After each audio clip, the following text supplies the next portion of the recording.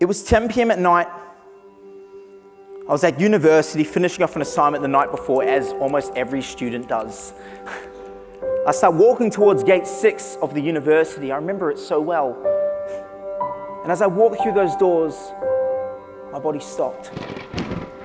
I fell to the ground. I woke up in a hospital. The next morning, I'm the first patient on the CT scan. The doctor's coming after. It's 8 a.m. And they said, "Thomas, I'm really sorry to tell you this, but your brain is bleeding." They finished it by saying, "And we want you to prepare for the worst." And that, my friends, is doctor's code for prepare to die.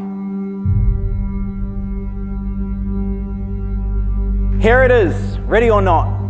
It's full of twists and turns, ups, downs. But in the end, we learn, we grow. Every path each and every one of us take will be different. Every perspective that we have on the world will be unique. And ultimately, what it's going to come down to is a matter of attitude and how you present yourself in both the moments of fear and opportunity. Whether you like it or not, my friends, life is going to happen, and you've got to wear it well. At the age of 19, I went to university. I only lasted 6 months. Why did I go to university? Well, simply because my father was going to take me to Fiji. And I knew that if I didn't go, maybe he wouldn't take me. I remember I got back from Fiji, and in Fiji, Dad's like, "Oh, how's your uni going?" I'm like, "Dad, it's awesome. I'm like one of the most popular kids. I'm doing well. I'm getting A's. I think I'm going to get an A." I didn't actually tell him that at the moment. And at that, honest, I'd already failed like 2 papers, and I barely even got a C, simply because I wasn't passionate. I remember it. I scripted it quite well. I was sitting with Dad. I'm like, "Hey, Dad, look, really sorry, man. I've only been going to class about 2 days a week. I'm not really passing, and I'm thinking I'm going to drop out." And my father, maybe this is a bit over-exaggerated, but it went a bit like this. "Oh my God, son, why did you let down the whole family?" And it's like, "Hey, Dad, I'm only talking to you. Mum's not here, brothers aren't here, sisters aren't here. Maybe I'm just letting you down, not everyone." Well, I redeemed myself. I went back to university, but this time I would do something that I loved and I was passionate about, knowing that when you love what you do well. Building off my days as a youth MP, I went back and I studied political science and public policy. Absolutely loved it. In my first year of university, I got my first ever A. Super exciting time. And what I want to talk to you guys about tonight is something that happened in my second year of university that has definitely changed who I am today.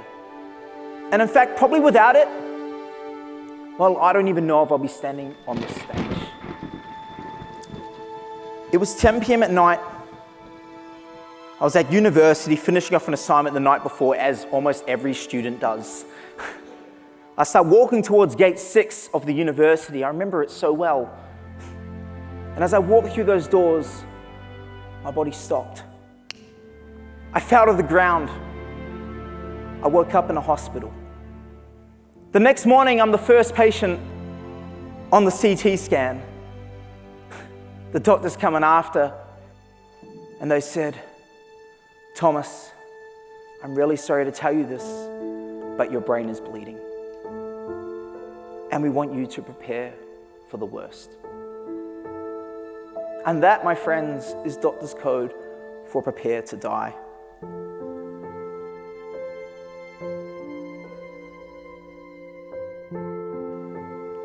It would take an entire year until I get the operation that I needed. And during that year, I had a focal seizure at least every day.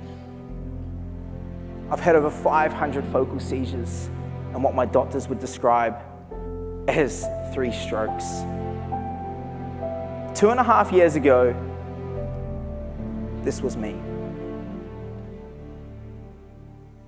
Today, this is me.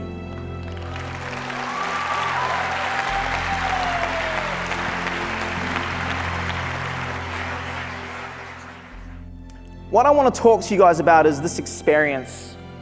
It's like you really do think it's going to be your last day, but there's some thoughts on that day that are stuck with me forever, and they completely change who I am. And I live with these beliefs and these ideas every single day. The first, the importance of giving thanks. If today was your last day, how would you like to leave your loved ones? What would you want that last conversation to be? You see, often those that we love the most are also the ones that we fight with the most. In this moment, I didn't have the chance to say goodbye, to say my thanks for all of those people that have given so much to making me into who I am. What would your last conversation be? Second thing, that it's okay to make mistakes. I probably learned as much from Super Mario growing up, the plumber, as I did from my teachers. Why? Because Super Mario taught me that you can get into a level and you can keep going, but if you fall off a cliff and you die, it's okay. You can just click pause, start, resume, rewind, whatever it is, and go back to the start of the level and try again until you get good enough to pass. Super Mario didn't teach me failure, it taught me success. And I look back at my life, and I realized that almost every year as a young person was a different theme. And the word that comes to mind, confusion. But you know, without mistakes, you wouldn't be who you are. You wouldn't have the wisdom or the knowledge that you have now. And lastly, this word that sticks with me now, legacy. Imagine if I was to come over you in the audience today with a pen and a paper, and Thomas says, hey, I want you to write down your legacy, meaning what are you leaving behind that is bigger than you for this world to inherit? What would you write on that piece of paper? And from my recovery room, I started my second venture called the Knowledge Bank. The Knowledge Bank was about providing educational resources to New Zealand's most vulnerable children, a belief that my children are your children, and together we must raise up a generation of achievers. And that we can't just rely on one mechanism or one role model to educate our kids. And education is not just a personal or a family, but it's the community's responsibility. 2 years later, I found myself here at Inspiring Stories, an organization with a bold vision. Imagine if every young New Zealander unleashed their potential to change the world. And that's you. Now, I want you guys to think about all the incredible people that you've met at Festival this year and how they have inspired you. And imagine if that voice could inspire you, you could go out and you could inspire a whole room of people. And if you can inspire the rooms, wow, you can inspire the communities. And if we can inspire communities, we can inspire cities and regions. And by inspiring the regions and the cities, we can inspire the whole of New Zealand. So never underestimate the power of your voice, because believe it or not, your voice can definitely change the world. I've been so fortunate in this position, and I'll be honest, to meet some really incredible people. I've met doctors born out of poverty, prime ministers raised in state houses, a girl on one of our programs who went to Vanuatu to be looked after by a lady that was blind, only to come back to New Zealand, do research to find out, hey, this is curable, and I want to do something about it. So my friends, whether you're born into a trust fund or you're born in the ghetto, I'm telling you right now, you can make it.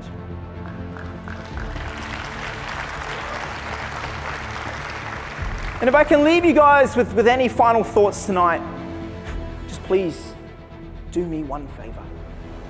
Maybe it's a couple rolled together. Seize every single moment you have in the pursuit of your dreams. And in that process, please part ways with your fears. And please believe in yourself. I know more than most that your time is limited. And my friends, please don't spend your life living someone else's dreams. Thank you.